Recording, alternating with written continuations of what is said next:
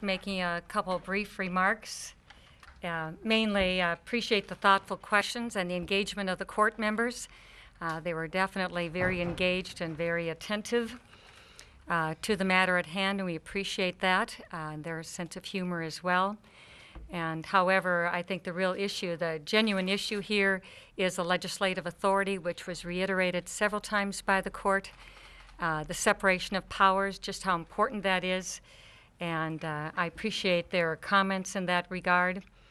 And the other thing is the respect towards the citizens and understanding the essential part of the constitutional amendment in the statute to provide a concise summary, which we did. And it struck to, as the court recognized the essential matter, which is photo ID being required. So that would be my comment at this time.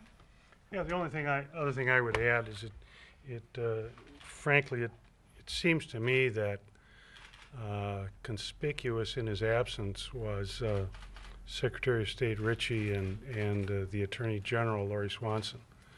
When I look at the heading of the case, Mark Ritchie, in his capacity as Secretary of State, is the named respondent, and he absolutely refused to become engaged and defend this suit that was brought challenging the constitutional amendment. And you know, it just seems to me that the people in the state of Minnesota deserve better. In that Secretary of State Ritchie has really turned this issue into a political issue, and that's not his job. His job, at least in my estimation, is to implement the bills and the legislation that the legislature creates that involve election laws. I know that that's what Representative Kiffmeyer did when she was Secretary of State, and in this instance, it just seems to me, it feels to me like Secretary of State Ritchie is doing everything that he can to defend it, or to defeat the amendment. And that really, in my estimation, isn't his job at all, particularly if he's doing it at taxpayers' expense. Was there anything you heard from the justices today that gave you pause or reason for concern that there might be a bump in the road here, having this on the ballot? You know, I spent a lot of time in the courtroom. I have been reading appellate cases for almost 40 years, and I will tell you that you just don't know. So I think it's just best to sit back, let them do their job, and the best example that I could possibly give you that the appellate courts hold it pretty close to the vest when they're making a decision. It's just point at Justice Roberts, and the answer to your question becomes pretty obvious. We don't know what they're going to do, except that I have every confidence that they are, based on the reputation of the court, the questions that were answered or asked today, they were very engaged. I think that they're going to study this issue very carefully, and I think we'll have a decision fairly soon, at least by their standards. Would you folks object if they threw out the question and just put the entire amendment wording on the ballot?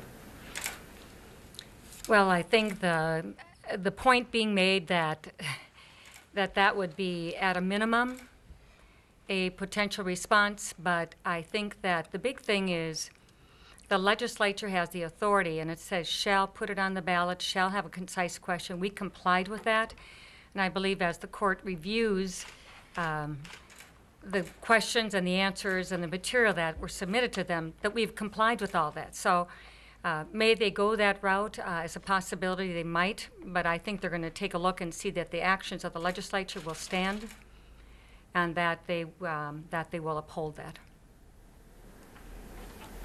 You mentioned Secretary Ritchie. Are you contemplating any further action just about the title change alone?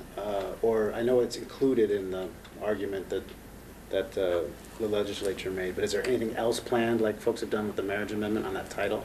I think that it was pretty clear today that the court felt that they did not have a judicial controversy in front of them.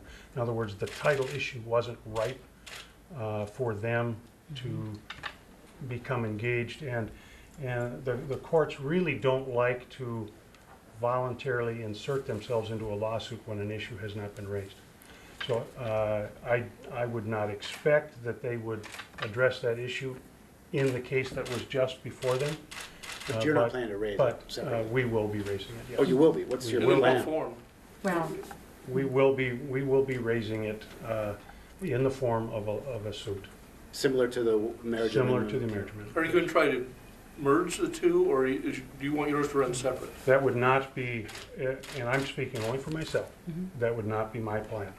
I think that the issues are similar, the parties are similar, but the facts are quite different, and so no, I would not. And just to be clear, are you talking about a petition filed on the two of you behalf, or on the behalf of the legislature with respect to the title, or? I'm speaking only on. Both of us. On my behalf and Representative Kiffmeyer's. I don't know whether or not the legislature will be filing anything. I simply don't know. And when will this come? Pardon? When will this come, since time's kind of a factor I would here? anticipate pretty soon. Stand by.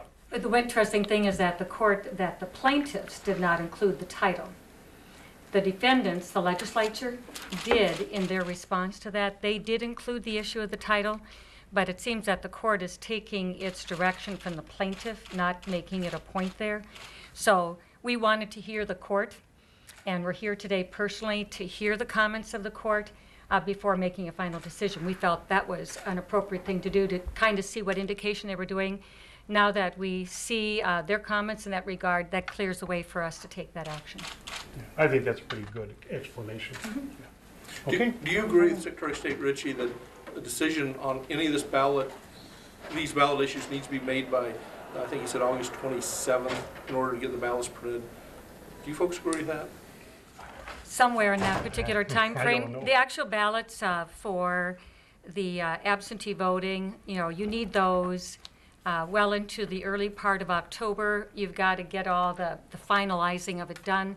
So that's in the ballpark, and I would say the court should act soon and not delay at all. I don't think that's their intention. I think they all greatly respect the process.